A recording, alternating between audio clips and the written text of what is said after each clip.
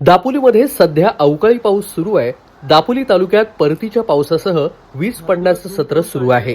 साकळोली येथे गुरुवारी 23 ऑक्टोबर म्हणजे आज सायंकाळी सुमारे 7 वाजता 2 घरांवर वीज पडून मोठं नुकसान झाल्याची घटना घडली. डॉक्टर राजकुमार बर्वे यांनी दिलेल्या माहितीनुसार वीज पडल्यानं त्यांच्या आणि सोबतच रामकृष्ण बर्वे आणि शेजारील चंद्रशेखर करमरकर यांच्या घरावर परिणाम झाला.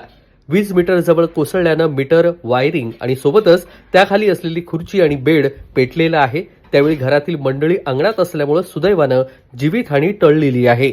वीज पडताच ग्रामस्थांनी तात्काळ धाव घेत आग आटोक्यात आणली. करमरकर यांचं घर बंद असल्यानं ग्रामस्थांनी दरवाजा उघडून आत जाऊन आग विझवली. मात्र घरातील विद्युत उपकरणं, इन्व्हर्टर जळून नुकसान झालंय.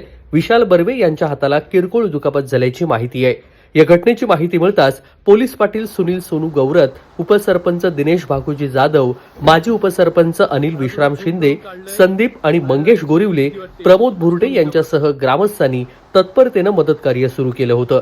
त्यांच्या वेळेवरच्या प्रयत्नांमुळे मोठा अनर्थ टळलाय.